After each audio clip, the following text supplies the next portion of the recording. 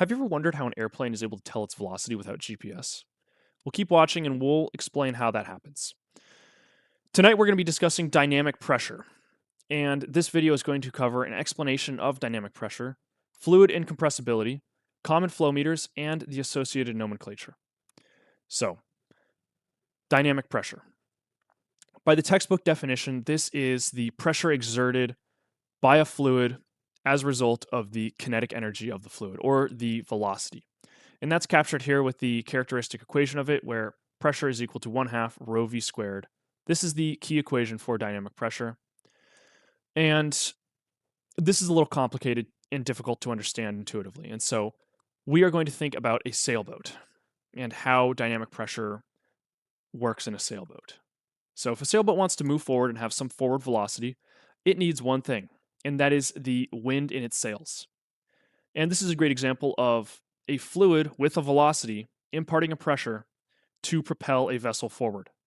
In this case, the wind is applying a pressure to the sails, and obviously the fluid is air, and this pressure moves the sailboat through the water forward. So, you've also experienced this if you've ever stuck your hand outside of a car window, and it's moving. So if you stick it out, and you will feel a pressure pushing back on you. If you increase your hand, you increase your exposure to the cross flow, which increases the resultant force. So these are intuitive connections as to how you have probably felt this. Now, we need to understand the importance of dynamic pressure. Throughout almost all fluid mechanics applications, if you have a fluid moving, you almost certainly want to know its velocity. This is important for pipe flow. This is important for measurements, for mixing, for aerodynamic applications, aerospace applications. For example, an airplane needs to know how fast it's going through the air, right? And so I'm going to come up with a simple situation and explain how we can get the velocity from there. In this case, we are going to be looking at pipe flow.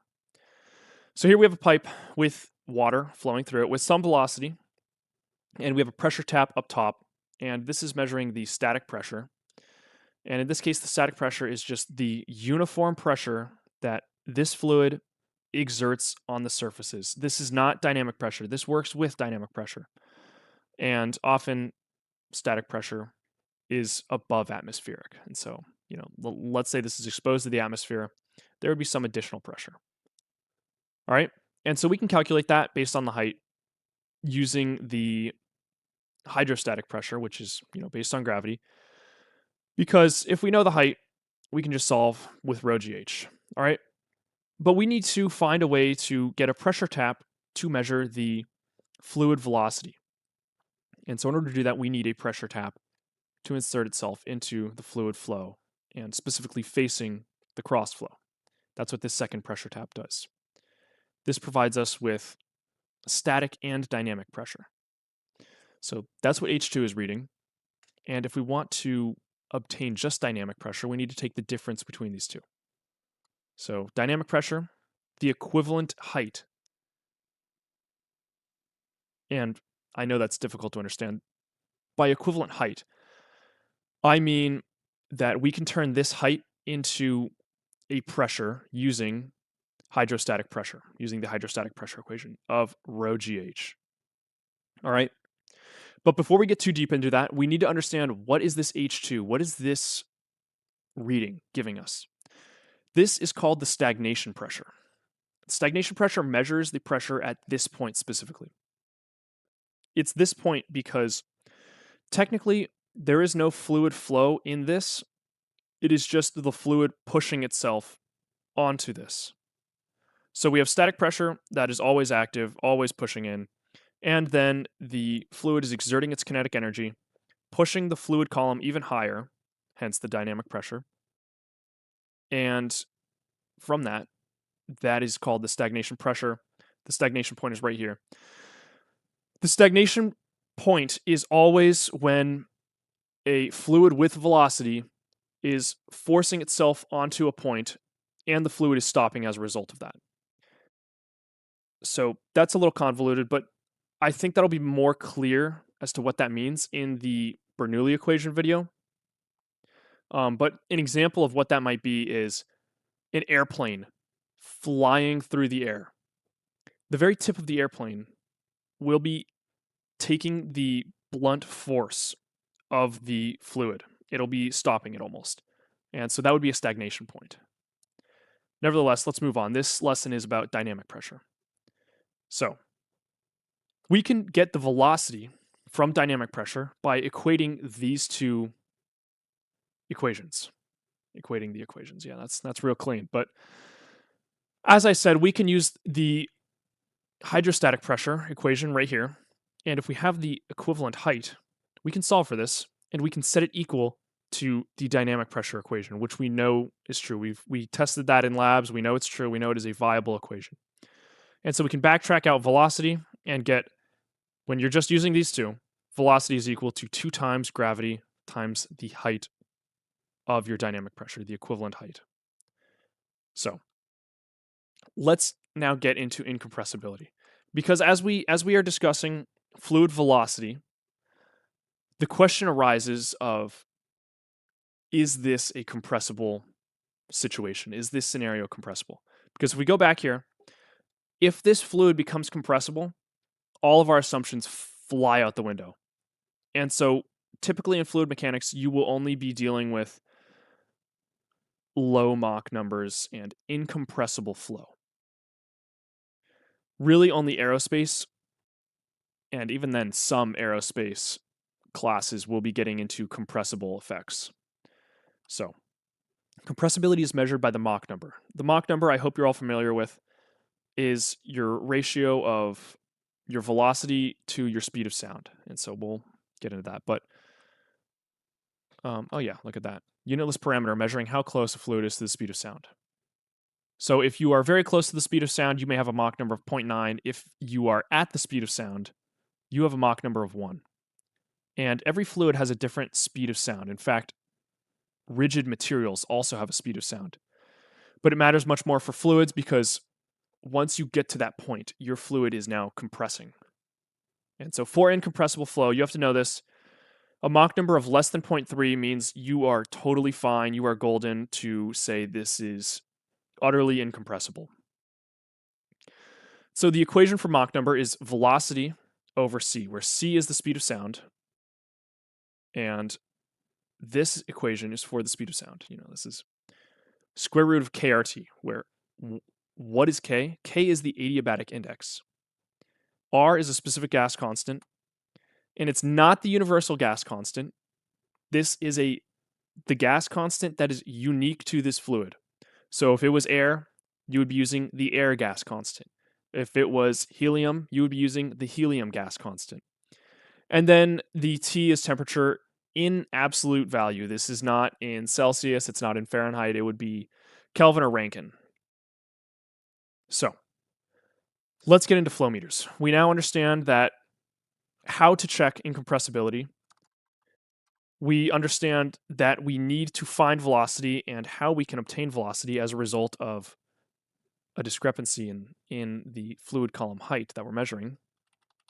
And so we can think about how we are going to collect this data. The most common one is a pitot tube. So a pitot tube essentially has 2 concentric cylinders. One is directly facing the flow. So this would be a stagnation point right here for your white tube right here. And then you would have a second concentric tube, typically encompassing the front stagnation tube. And you would do that to save space and for manufacturing reasons.